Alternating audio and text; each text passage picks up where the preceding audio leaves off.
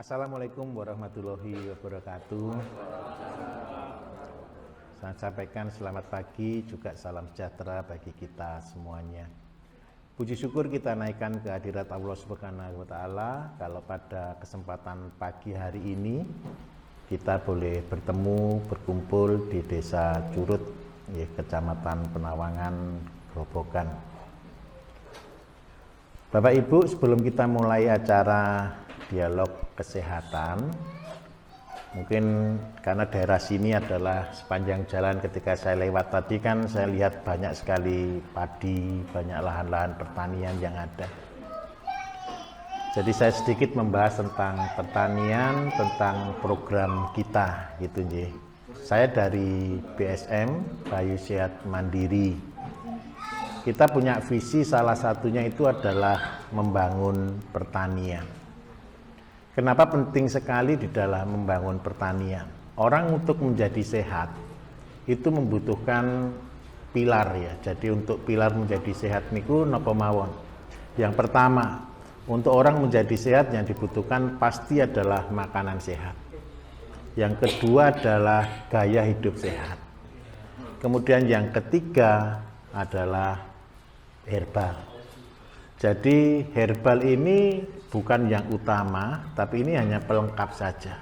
Kalau jenengan bisa makan sehat, bisa menjalankan pola hidup sehat, jenengan insya Allah bisa terbebas dari rasa sakit. Tidak perlu lagi herbalnya. Nah, karena itu untuk generasi ke depan, saya selalu menghimbau di radio atau di media manapun, saya selalu menyampaikan gerakan kita di dalam BSM ini adalah gerakan dilarang sakit.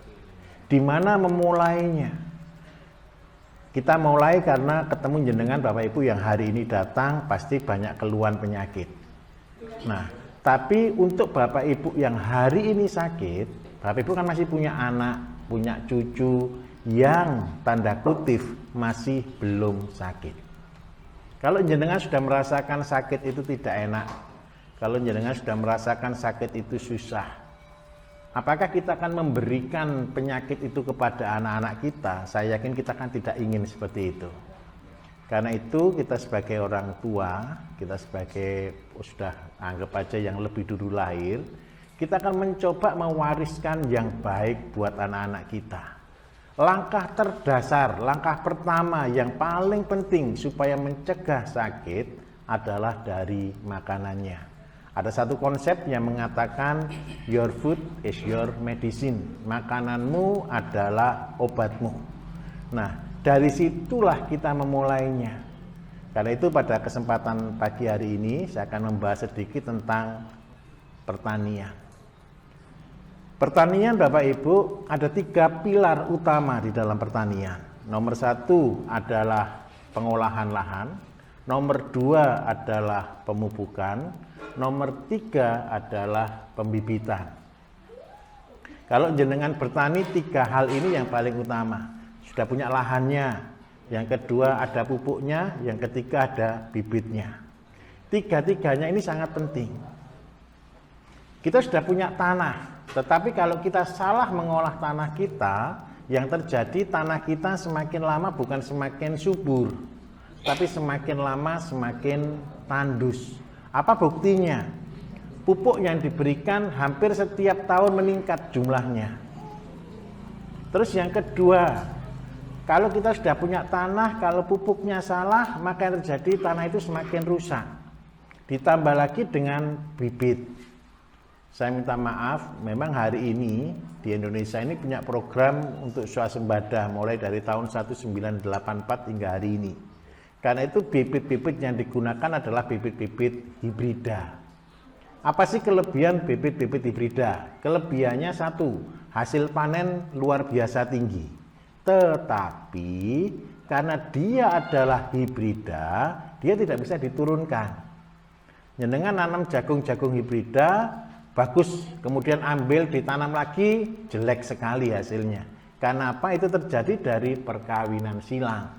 Dan yang lebih berat lagi, rata-rata menggunakan reaksi rekayasa genetika ditambah dengan reaktor nuklir biasanya. Jadi untuk contoh, untuk membuat melon yang non biji, itu kan berarti dia harus dikasih sinar, diradiasi, sebutnya seperti itu. Dampak dari benih-benih rekayasa itu berdampak kepada pertumbuhan abnormal sel-sel tubuh manusia.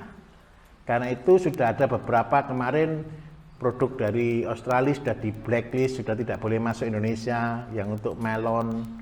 Nah, untuk semangka juga ada beberapa yang sudah ditutup, tidak boleh masuk. Untuk cabai ada beberapa yang tidak boleh masuk. Karena apa? Pengolahannya menggunakan rekayasa genetika. Akibatnya juga terjadi pertumbuhan abnormal di dalam orang yang memakannya.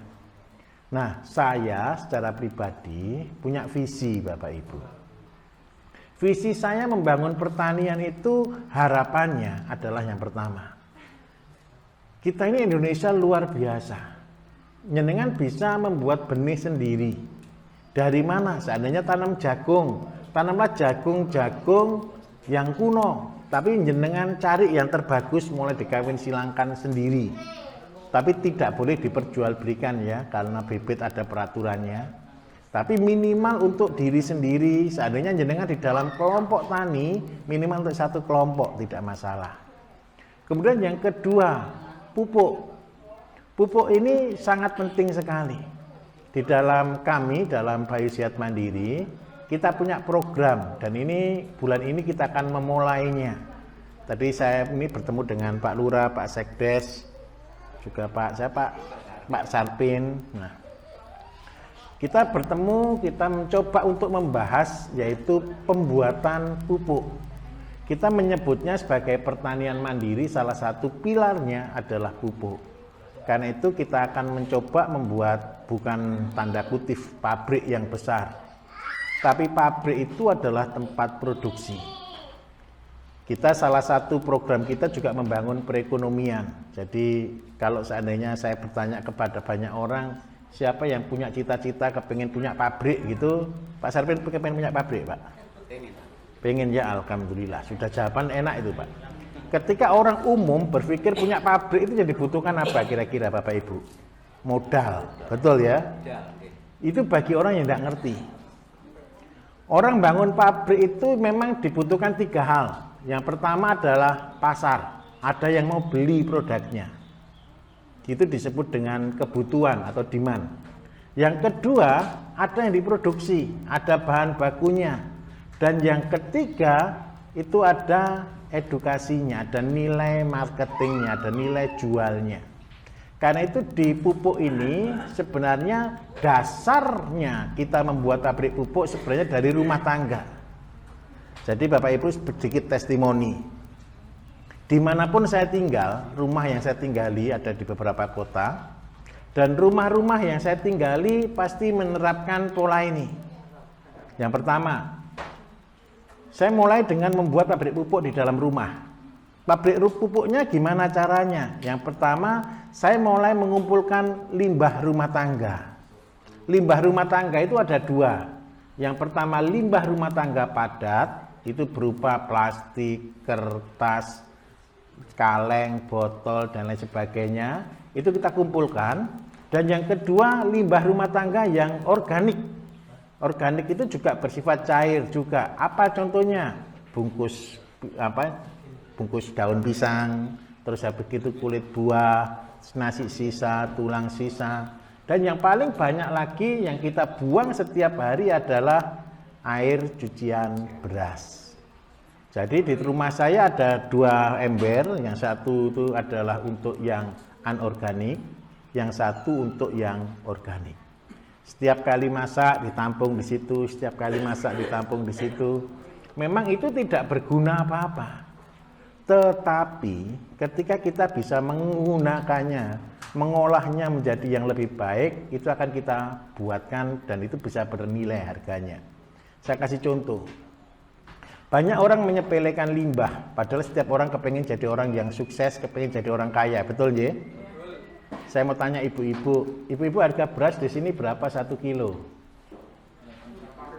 8.000. Yeah. Kalau jenengan nyuci beras, airnya dibuang, betul kan? Ada harganya enggak? Sekarang saya tunjukkan harga air cucian beras lebih mahal daripada berasnya. Saya kasih contoh. Nyuci beras 1 kilo cukup dengan air 1 liter? Kurang. Nyuci pertama 1 liter dikosok, betul ya Bu ya? Kemudian airnya putih kental, betul ya? Disiram biar ditampung. Ditambah lagi 1 liter air lagi, dikosok lagi, sudah agak putihnya berkurang tapi sudah mulai bersih ya, ditampung lagi. Yang ketiga tidak usah ditampung, dibuang. Baru dikasih air untuk dimasak. Nah, berarti 1 kilo beras butuh air itu sekitar 2 liter. Nah, air ini digunakan untuk apa?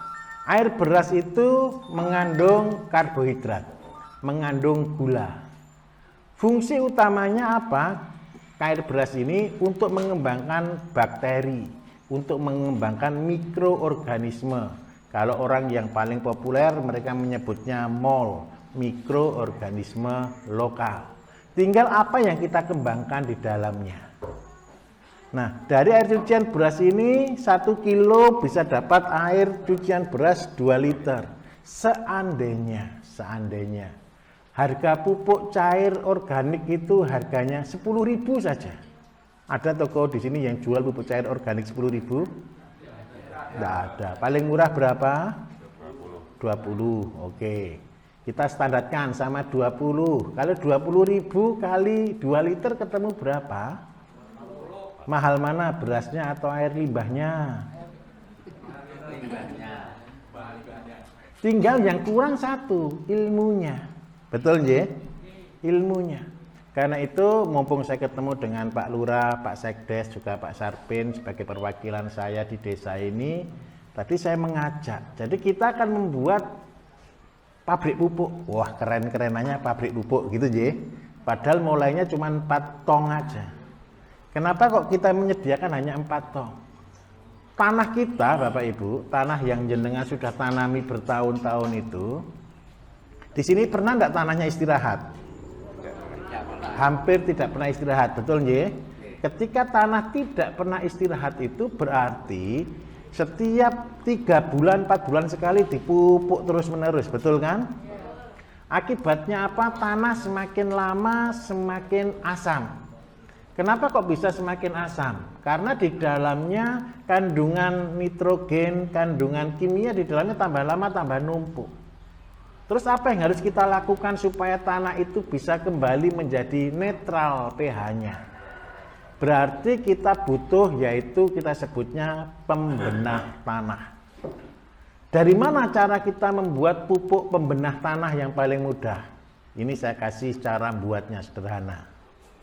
Jangan bisa praktek ya, selain nanti, tapi orang Indonesia itu saya ajari pun kadang-kadang senangannya beli kok Bapak Ibu. Tapi saya tunjukkan rahasianya. Bagaimana cara membuat pembenah tanah? Jangan sudah punya air cucian beras, betul ya? Punya air cucian beras, tinggal nambah bakteri yang bisa mengolah tanah yang keras supaya menjadi gembur. Bagaimanakah caranya? Berarti kita cari bakteri-bakteri lokal yang bisa menggemburkan dan menyuburkan tanah kembali.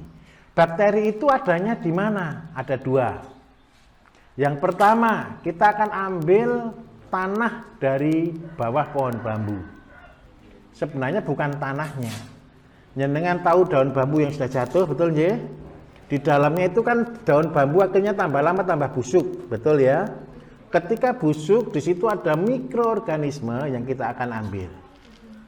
Nah, itu artinya mikroorganismenya yang sudah pasif. Kita ambil, kita masukkan ke dalam air beras. Kemudian kita kasih oksigen. Kita kasih aerator selama 2-3 hari. Ketika kita kasih aerator, dia akan hidup. Ketika dia hidup, maka air beras tadi sudah jadi pembenah tanah. Yang kedua, seandainya pembenah tanah ini juga bisa untuk menyuburkan, untuk menguraikan. Menguraikan apa? Sisa-sisa pupuk, sisa-sisa daun. Contoh, tadi saya lihat sepanjang jalan tadi banyak padi-padi yang sudah merah. Padi-padi merah itu kenapa kok bisa padinya merah? Selain karena sundep, juga karena kan begini, padi itu kan masih ada jerami, betul ya? terus ditraktor langsung, betul kan? Setelah ditraktor langsung, jeraminya tertimbun dalam tanah. Pembusukan baru mulai berjalan. Pembusukan daun ini baru mulai berjalan. Sehingga apa? Ketika jenengan daunnya belum busuk, terus jenengan tanami padi, maka padinya pasti panas. Kenapa kok panas? Oh, di dalam keluar gas. Nah, bagaimana cara yang paling betul? Sebelum ditanam, jeraminya tadi dinetralkan dengan cara apa? Pengurai. Pengurai terbagus dari mana? Yang pertama, bisa dari bakteri dari daun pinus. Yang kedua, bisa bakteri dari daun bambu. Caranya gimana ngambil bakterinya? Begini caranya. Ambil daun bambu, masukkan dalam kantong plastik, kemudian buat nasi. Ambil nasi dikepeli, kemudian taruh di atasnya daun bambu, kemudian ditutup. Dalam 2-3 hari maka jamur tumbuh di dalam nasi tadi. Yang kedua, selain jamur tumbuh, bakteri-bakteri dari daun bambu ini akan pindah. Daripada makan daun bambu tidak enak, dia lebih senang makan nasi, kan gitu kan? Akhirnya pindahlah ke nasi. Setelah di nasi, dikembangkan bakterinya. Dikembangkannya di mana? Gunakan air beras tadi. Itu dipakai untuk nyemprot. Jadi sebelum ditraktor, jangan semprot ini daun-daun jerami tadi. Setelah itu baru ditraktor. Setelah ditraktor, biarkan 1 minggu, insya Allah tanahnya sudah baik. Manfaatnya apa ketika pupuk benih tanah ini digunakan? Sisa-sisa pupuk kimia yang ada di dalam tanah akan diurai, sehingga jenengan bisa bebas dari pupuk. Itu yang pertama. Tetapi ini hanya untuk 1 atau 2 kali. Setelah itu jenengan tetap penting gunakan pupuk. Di program saya di dalam Bayi Sehat Mandiri, selain pertanian kita juga punya peternakan. Jadi kalau seandainya jenengan punya anak SMA, SMP, jenengan ajari dari sekarang tentang kewirausahaan supaya bisa menjadi petani yang sukses, menjadi petani yang berhasil di kemudian hari. Buat pupuk dari limbah rumah tangga. Yang kedua, nabung. Nabungnya di mana? Setiap rumah selalu saya sudah bilang bertahun-tahun yang lalu, usahakan punya 10 ekor ayam. Tujuannya apa? Ketika limbah tangga disaring, limbah padat dari yang organik ini bisa diolah jadi pakan ternak. Kemudian yang kedua, kotorannya bisa diambil untuk menjadikan pupuk padat. Kotoran ayam ini jenengan pakai untuk tanam sendiri di rumah. Sebenarnya Bapak Ibu, menjadi petani itu adalah pekerjaan yang luar biasa. Artinya apa? Jenengan bisa jadi bos. Tidak perlu luas tanahnya. Tanah-tanah di pekarangan bisa dimanfaatkan. Nah, dari situ jenengan akan belajar tentang pembenah tanah dulu. Setelah tanahnya subur, setelah tanahnya baik, jenengan bisa kembangkan. Loh Pak, setelah tanam ini ada banyak masalah. Masalahnya seperti misal ulat. Gitu nggih, kalau tanam sayur ada ulat kan gitu kan. Gimana cara mengatasi hama ulat? Saya kepengen buat pabrik pupuk itu bukan saya yang buat, tapi dari jenengan, dari desa atau dari kelompok tani atau dari beserbal yang ada di desa-desa. Kenapa kok mereka yang harus buat? Karena untuk membuat insektisida, untuk membuat fungisida yang organik, saya ulangi ya, membuat insektisida dan fungisida yang organik itu tidak bisa dari daerah lain. Harus dari daerah itu sendiri. Kenapa kok begitu? Ini contohnya. Siapa yang pernah tanam bayam, kangkung atau sayur yang pernah dimakan ulat gitu banyak ada? Banyak ya? Nah, gimana sih cara buat obat ulat yang paling gampang?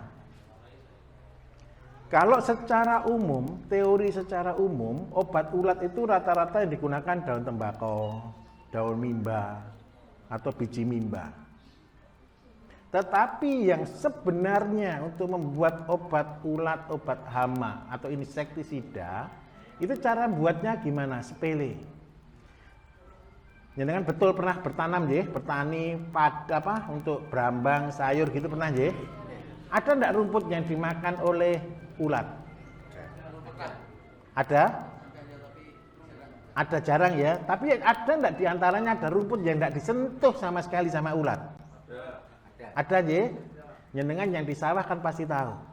Cara buat obatnya ulat, obatnya walang, obatnya pokoknya insektisida yang paling gampang sepele. Ketika jenengan ke sawah, jenengan cari rumput-rumput yang tidak dimakan oleh ulat. Loh, rumput apa? Bebas, tidak tahu namanya saya. Jenengan aja tidak tahu namanya karena macamnya terlalu banyak. Betul ya? Ada teki, ada macam-macam. Ya? Ambil dari akar, dari daun diambil. Tanahnya diikutkan sedikit, kemudian di blender, kemudian difermentasi. Nanti saya akan sediakan bakteri untuk fermentasi untuk membuat insektisida dan fungisida. Yang membuat pupuk jadinya jenengan di sini. Jadi begitu Pak Lurah, Pak Sekdes. Jadi nanti saya akan kasih itu jenengan yang cari. Loh, ini ada daerah sana diserang ulat. Jenengan tinggal datang ke sana, cari rumputnya beberapa, masuk diproses 2 hari 3 hari disemprotkan, ulatnya pasti pergi. Gampang kan? Terus yang kedua, seandainya daerah jenengan diserang tikus gitu ya. Tikus itu paling takut sama apa Bapak Ibu? Ular ya. Nah, gimana caranya? Cari tanaman-tanaman yang tidak disukai tikus. Tanaman apa yang paling tidak disukai tikus? Sepanjang sejarah saya, tikus itu paling tidak suka dengan sambiloto. Betul ya? Bukan hanya pahit, sambiloto itu sarangnya ular. Jadi tikus mau daerah ke sambiloto itu takut di situ ada ular. Kita tidak membunuh tikus. Saya ulangi ya, saya tidak membuat obat yang membunuh tikus, tapi saya hanya membuat obat supaya tikus itu minggir dari tanah jenengan. Betul ya? Gimana caranya? Ya padinya disemprot, nanti bahannya kita sediakan, jenengan tinggal cari sambiloto daerah sini, ambil akar, ambil batang, ambil daun, syukur-syukur ada tanahnya sedikit, kemudian dihancurkan, dimasukkan dalam bahannya, dioksidasi, 2, 3, 4 hari jadi, jenengan semprotkan, tikusnya minggir. Mudah atau susah? Mudah. Nah, seandainya Pak, ini saya nanam lombok, supaya lombok saya tidak busuk, tidak kena fusarium, tidak kena patek, seperti itu ya. Berarti apa yang harus saya lakukan? Berarti lomboknya harus dibangun antibodinya, dibangun daya tahan tubuhnya, terus dibangun lagi tanahnya supaya tidak terinfeksi oleh bakteri. Jenengan kalau sudah dengar talkshow saya, obat untuk mengatasi bakteri, mengatasi virus biasanya pakai apa saya? Kalau orang sakit flu, ini saya kasih tes ini, hadiahnya rokok nanti. Ayo, orang yang sakit batuk pilek, anak kecil, biasanya saya kasih rebusan apa Bapak Ibu? Enggak, sinom, betul ya? Sinom itu apa? Jamu sinom itu apa aja jamu sinom itu? Ada 3 bahan daun sinom itu. Jamu sinom itu ada 3 bahan. Yang pertama ada kunir, betul ya? Yang kedua ada asem, yang ketiga ada gula merah. Jadi bagaimana cara kita membuat tanaman itu antibakteri, antivirus, antibodinya bagus? Cuma 3 bahan ini. Kunir, daun sinom, sama gula merah. Ketika jenengan semprot cabai, tomat dengan ini, maka antibodinya dia akan kuat sehingga penyakit virus dia akan jauh. Nah, itulah konsep yang kita sebut dengan pertanian mandiri. Jadi nanti Bapak Ibu cara kerjanya begini, cara kerjanya. Nanti Pak Lurah atau Pak Sekdes, tidak tahu nunjuk siapa di sini, sama mungkin Pak Parmin, Pak Sarpin, nanti di sini itu jadi namanya klinik agropolitan. Klinik agropolitan itu tujuannya apa? Jenengan sebagai petani bisa datang ke Pak Kades, Mak, tanaman saya itu loh diserang hama ini. Jenengan tinggal datang, nanti Pak Kades akan koordinasi dengan tim kita akan buatkan jamunya. Jadi murah sekali. Kenapa kok murah? Bahan-bahannya jenengan tahu ya. Makanya besok kalau jual mahal bilang ke saya. Jadi harga tertinggi saya patok 20.000 boleh jual. Nah, tujuannya apa? Supaya keuntungan petani ini ada. Terus yang terakhir, bulan depan, bulan Juni ini kan rencana ada peraturan urea subsidi akan dicabut subsidinya. Sehingga orang akan beli urea yang non subsidi. Berapa harga non subsidi di sini? 350 karung ya. Satu karung 50 kilo, betul. Berarti 1 kilonya harga 7.000. Nah, ya betul 7.000 toh? Ya 7.000. Nah, kalau uang cuman harga 2.000 saja, keuntungannya ngepres. Paham maksud saya? Terus kalau harga 7.000 kira-kira tambah untung atau tambah rugi kira-kira? Tambah untung. Nah, kita tidak bisa nyalahkan pemerintah Bapak Ibu, itu kualat. Kita harus tetap menghormati pemerintah. Tapi sebagai warga negara yang baik, kalau mau membantu bukan nyalahkan. Tetapi kita harus berupaya bagaimana caranya kita bisa membuat pupuk secara mandiri. Karena itu kita akan buatkan pupuk yang kita sebut dengan nama urea cair. Urea itu kandungannya apa Bapak Ibu? Nitrogen, betul ya? Kalau rata-rata jujurnya urea itu 46% nitrogennya. Nah, nitrogen itu dibuat dari apa? Nitrogen rata-rata dibuat kalau seandainya gas dari amonia, NH4. Nah, amonia ini perlu dirubah supaya dia menjadi nitrogen yang cukup untuk tanaman. Bagaimana cara membuatnya? Kita butuh yang namanya urin atau kencing. Kencingnya dari mana? Tidak bisa dari satu. Kencingnya sapi saja tidak cukup nitrogennya. Kuncingnya kambing saja tidak cukup nitrogennya. Jadi cara membuat urea cair saya tunjukkan caranya. Yang pertama bahannya adalah kencing kelinci. Tahu kelinci? Kelinci itu adalah binatang yang unik. Dia akan binatang yang buang kotoran, makanan kotorannya dimakan kembali baru dikencingkan. Karena itu kencing kelinci itu nitrogen tertinggi. Yang kedua, kencing kambing.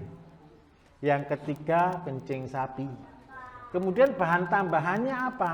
Bahan tambahannya yang perlu untuk mengurai bakteri ini, jenengan kotoran yang paling bau kotoran ayam petelur yang sudah nyimpen berbulan-bulan dalam air, betul ya? Baunya minta ampun. Ada apa di dalamnya? Ada namanya nitrobakter.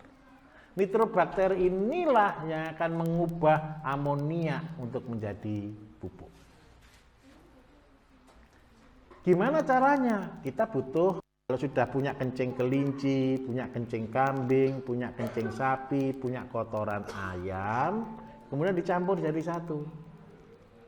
Nah, inilah keluarnya namanya urea cair. Kalau urea cair saya pesen Pak, kalau jual tidak boleh mahal juga, 15.000 gitu aja 1 liter. 1 hektar paling butuh paling banyak antara 60 literan lah sebenarnya. Itu sudah sama dengan urea biasa, setara 1:10. Jadi 1 liter urea cair hampir sama dengan 10 kilo urea padat. Dengan harga seperti ini, maka kita bisa ciptakan swasembada. Dengan cara seperti ini kita bisa ciptakan kemandirian. Dengan cara seperti inilah kita bisa membangun petani itu menjadi petani yang kuat. Kenapa kok petaninya bisa kuat? Semuanya bisa belajar bersama-sama. Bagaimana konsep kerjanya? Begini, Pak Lurah tidak mungkin pelihara kambing sendiri semuanya, sapi sendiri semuanya, ayam sendiri semuanya, tidak mungkin. Butuh jenengan sebagai warganya. Pak, saya itu senang pelihara ayam, silakan pelihara ayam. Kalau jenengan senang pelihara kambing, silakan pelihara kambing. Jenengan senang pelihara sapi, silakan pelihara sapi. Nanti ada juga orang yang senang, saya ini tidak bisa ternak-ternak Pak, kalau saya ternak-ternak mati semua. Ada juga kan bilang begitu kan? Ya sudah, kalau jenengan senang hanya tani, silakan bertani. Tani yang paling bagus apa? Tidak ada pertanian yang bagus. Saya ulangi ya, tidak ada pertanian yang untung yang bagus. Semua harus ditanam. Jenengan tanam cabai, harga cabai bisa 60.000, bisa juga 10.000, betul ya? Jenengan tanam padi terus, padi itu paling stabil katanya siapa? Padi juga paling stabil. Kalau sudah pas tanam, tahu-tahu dikasih banjir ya alhamdulillah kan gitu kan? Nah, terus yang kedua, semua itu harus ditanam pada waktunya. Saya berharap satu nih, ada ibu-ibu di sini. Ibu-ibu butuh penghasilan, betul nggih?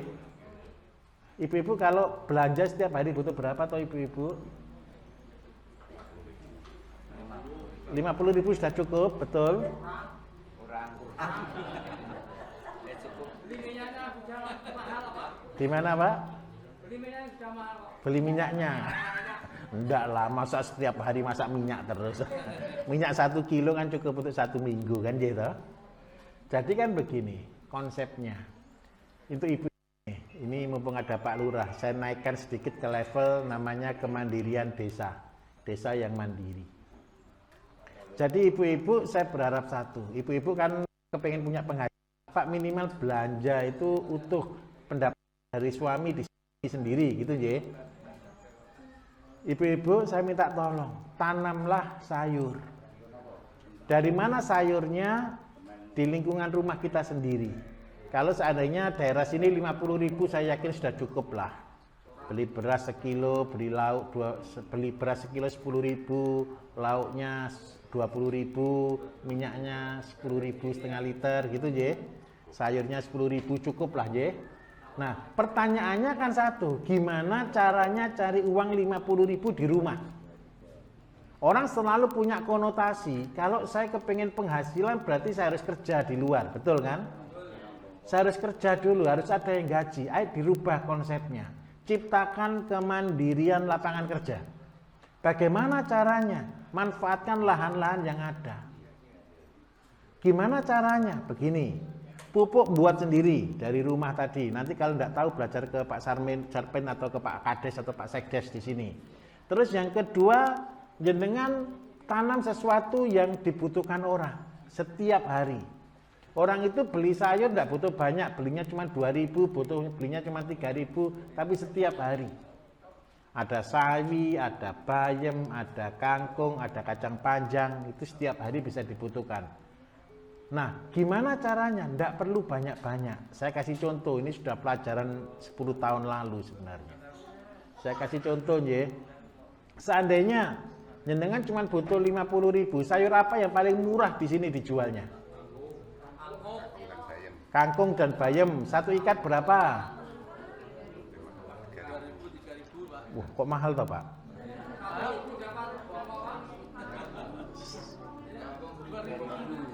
Kalau segini ikatannya berapa? Sekitar 5.000, Pak. Kaya kalau saya di sini. Anggap aja 2.000 lah, ya. Yang paling murah 2.000 katanya, ya. Anggap aja 2.000. Kalau segini ini anggap aja sekitar setengah kilo lah. Bapak Ibu begini konsepnya, 1 meter persegi kalau jenengan tanam bayam, jenengan tanam kangkung, 1 meter persegi itu bisa menghasilkan kurang lebih 2-3 kilo. Saya buat paling rendah 2 kilo gitu ya.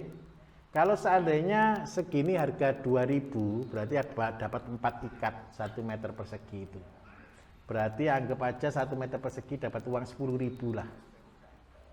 Kalau jenengan setiap hari cuman butuh 50.000, berarti jenengan cukup tanam berapa Bapak Ibu? 5 meter. Anggap aja ada kegagalan, dikasihkan tetangga, diminta saudara gitu je. Jenengan tanam 10 meter. Umurnya kangkung, umurnya bayam berapa hari? 30 hari. Berarti artinya apa? Kalau jenengan tanam setiap hari 10 meter, maka dalam waktu 1 bulan itu berarti cuma butuh tanah 300 meter. Lah kalau 300 meter itu jenengan bisa dapat penghasilan per hari 50.000, per bulan dapat 1,5 juta. Betul nggih? Coba jenengan bandingkan, kalau jenengan hanya fokus di sawah. Sawah 1 kotak Bapak Ibu belum tentu untung 1,5 juta loh Bapak Ibu. Betul nggih? Tapi jenengan tanah yang di pinggir-pinggir rumah dibiarkan. Alasannya apa? Tanahnya sedikit, betul kan? Padahal tanah yang sedikit itulah jenengan pakai untuk dipakai tanaman sayur yang hari. Coba bayangkan ini Pak Kades, seandainya warganya ini setiap rumah punya kangkung, punya bayam, punya kacang panjang, maka setiap hari yang datang pikepan Bapak Ibu. Kulak, betul apa boten? Kita tidak usah muluk-muluk jadi kaya dari kangkung, dari bayam, tidak perlu. Goalnya dari pertanian itu hanya cukup. Cukup untuk dimakan alhamdulillah setiap hari. Kebutuhan harian, syukur-syukur bisa nyangoni anak itu sudah luar biasa. Kalau kepingin kaya harus menabung. Saya ulangi nggih, kalau jenengan kepingin jadi orang kaya harus nabung. Pertanyaannya kan satu, apanya yang ditabung, Pak? Uang aja kadang-kadang ngepres no kan gitu kan? Ini saya terlanjutkan sedikit enggak apa-apa, saya minta tambahan 5 menit. Kita harus nabung itu dari mana? Ini serius Bapak Ibu. Kalau enggak nabung jangan berharap jadi orang kaya. Kalau jenengan jadi pegawai enggak mungkin jadi orang kaya.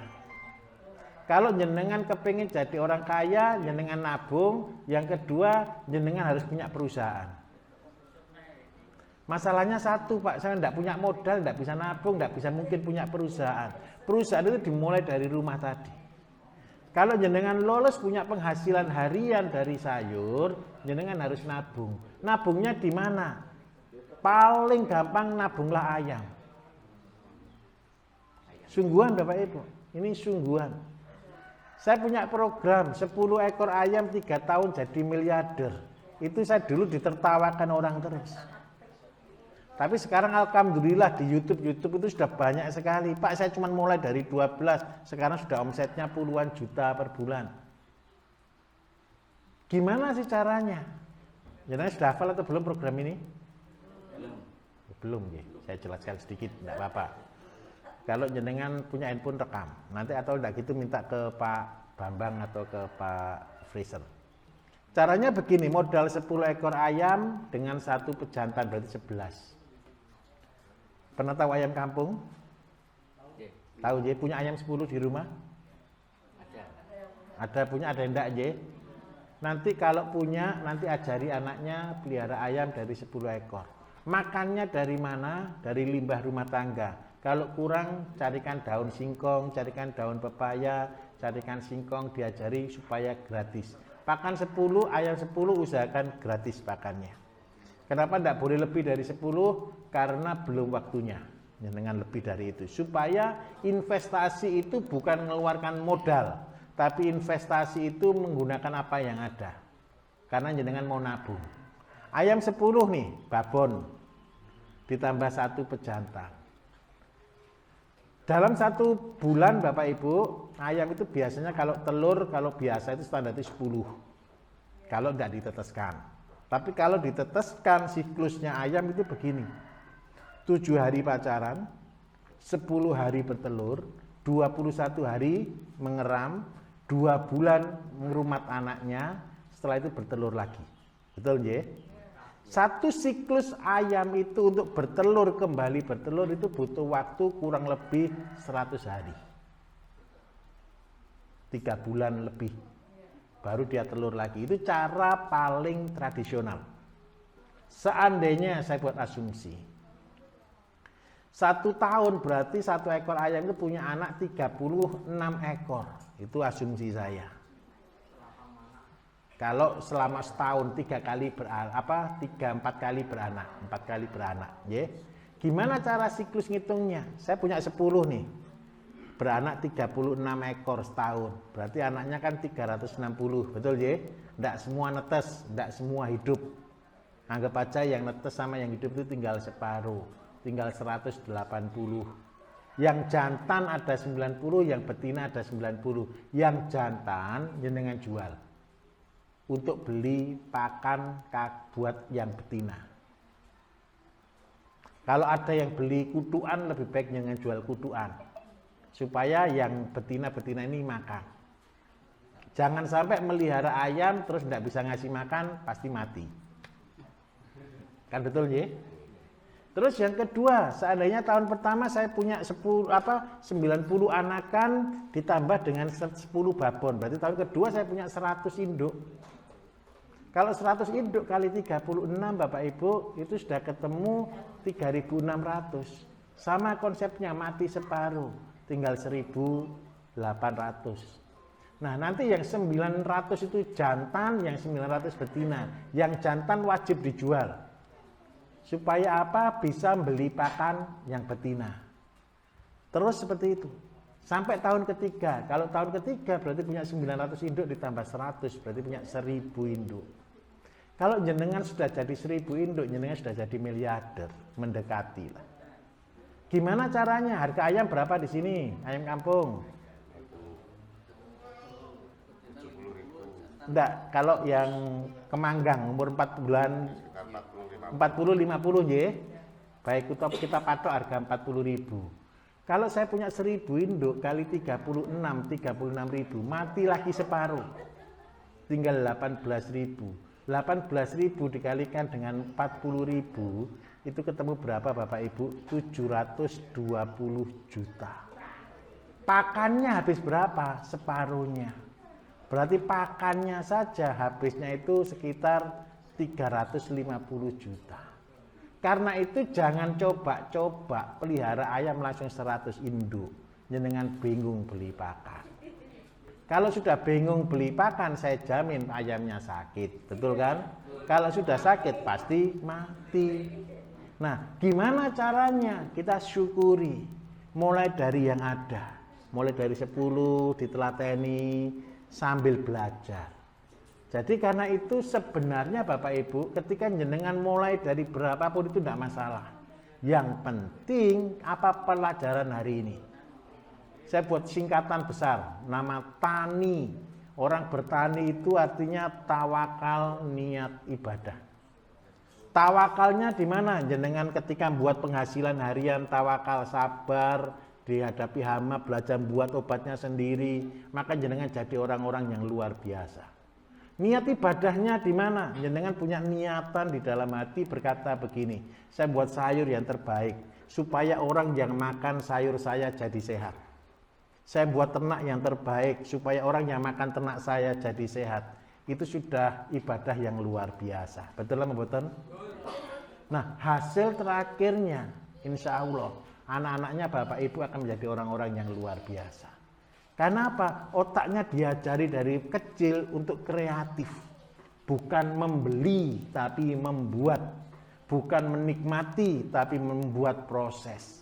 Dan harapan saya, itulah cara untuk mencetak petani menjadi luar biasa. Ngaten nggih? Jelas napa mboten? Ya. Saya kalau ngomong pertanian semangat Bapak Ibu. Karena itu hidup saya.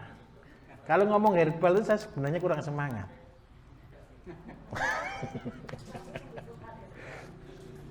Ayo monggo kalau ada yang mau bertanya monggo. Ini mungkin Pak Lurah, Pak SSDes gimana ini Pak? Monggo Pak. Sekitar dikasih ini Pak. Sudah ada. Oke, baik monggo Pak Lurah.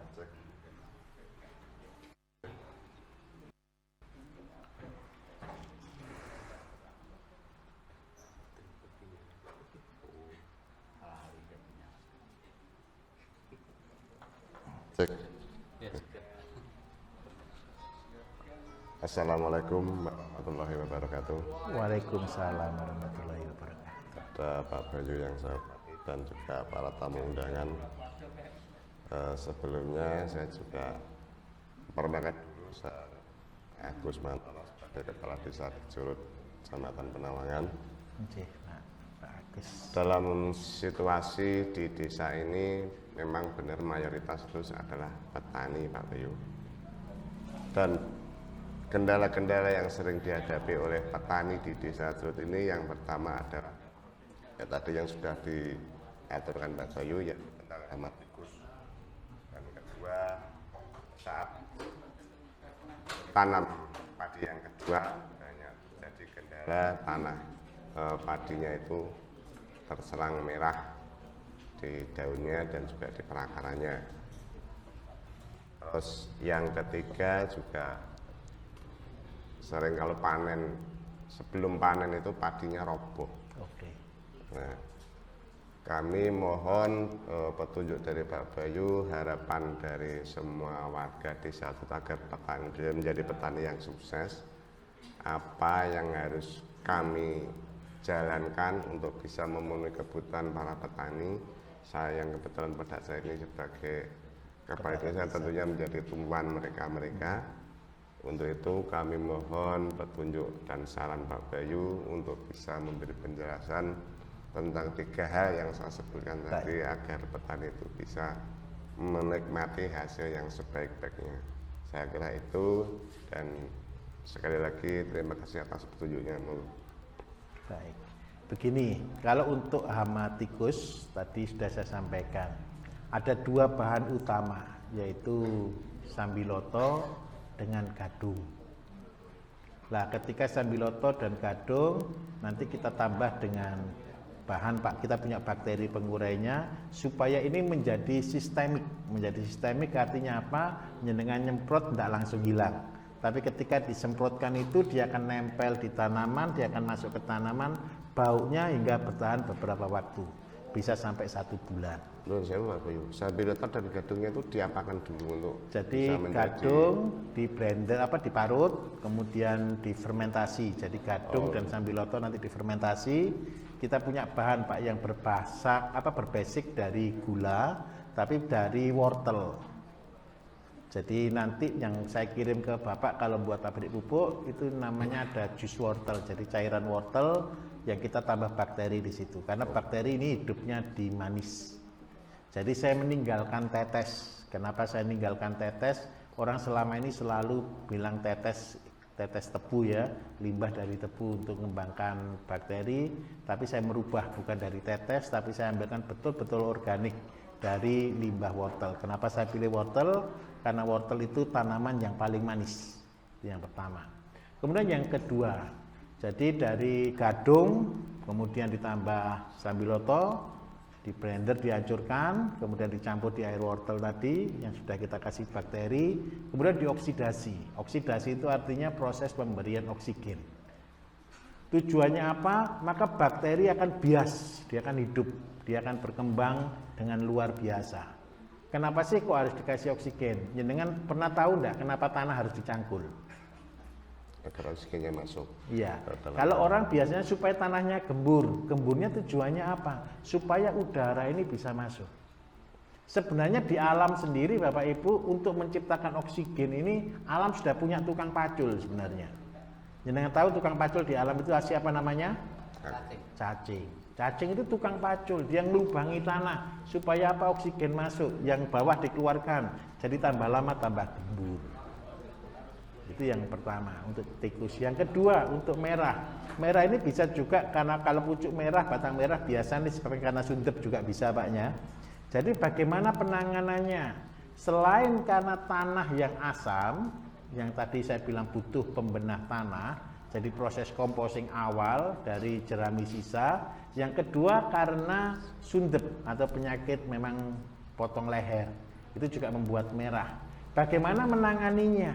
Sebelum tanaman jenengan semai, mulai dari benih tikum Bapak Ibu direndam. Kalau ini pakai produk saya yang lebih dulu, yaitu nutrisi. Nutrisi itu berasal dari mana? Nutrisi itu jadi benih ini kita kasih nutrisi dulu. Kalau jenengan pernah pakai orgamas, orgamas itu isinya nutrisi dari jus ikan, kemudian ditambah dengan kencingnya sapi, kemudian kita tambah ZPT. Tujuannya apa? Benih ini sehat dari awal. Kemudian kalau memang daerah itu banyak sundep, minta tolong tambahkan obat nyamuk bakar. Tujuannya apa?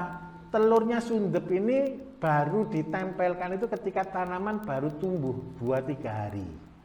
Tanaman 2-3 hari binatangnya nempel ke situ, telur di situ. Nanti netes di usia 17 hari, 2 minggu setelah itu.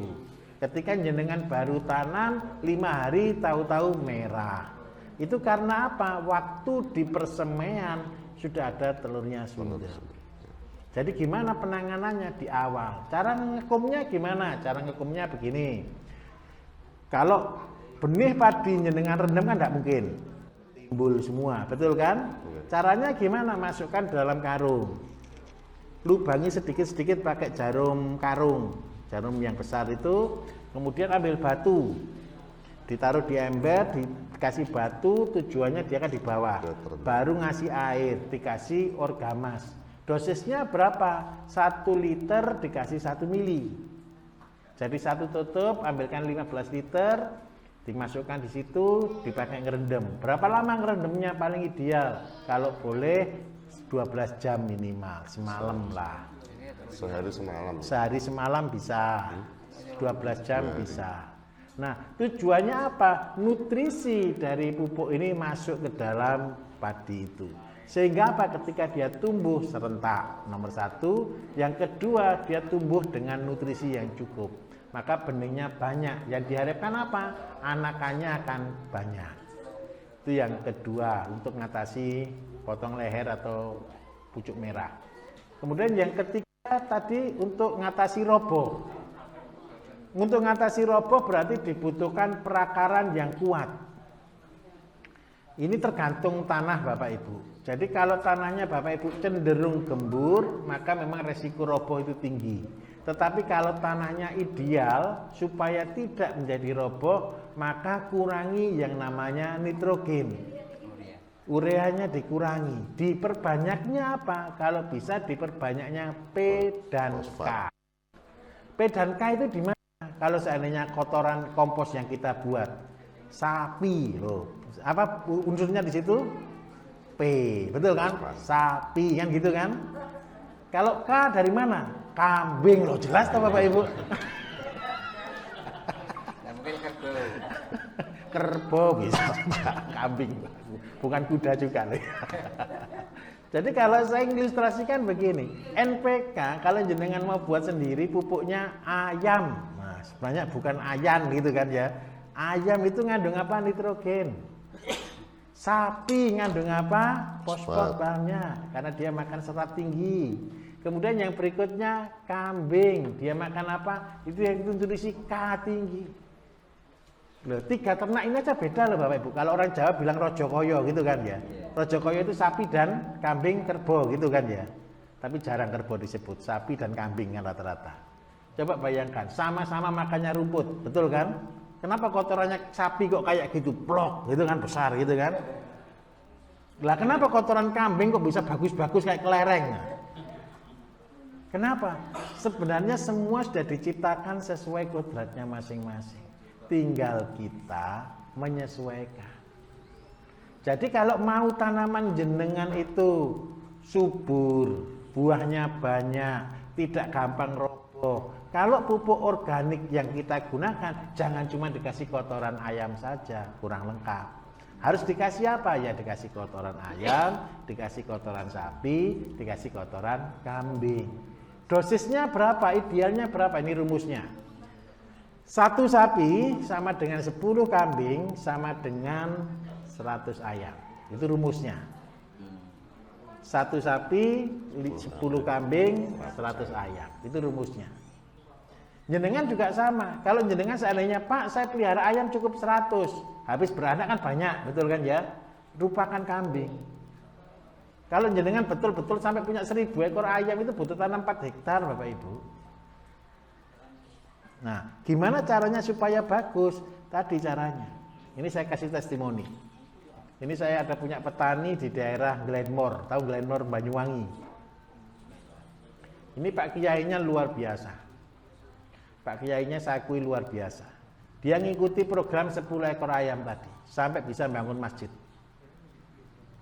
Caranya gimana? Dia bilang, Pak, dari 10 ekor ayam, karena ayam itu minta maaf, ayam di sana dilepas, jadi ngerusui kan gitu kan. Kalau dia punya anak, dia cuma simpen 10, yang lainnya dirupakno kambing. Kambing jadi banyak, setelah kambing jadi banyak dirupakan sapi. Tapi dia punya sapi, punya kambing, punya ayam. Nah, sapi jadi besar dijual, bangun pondasi.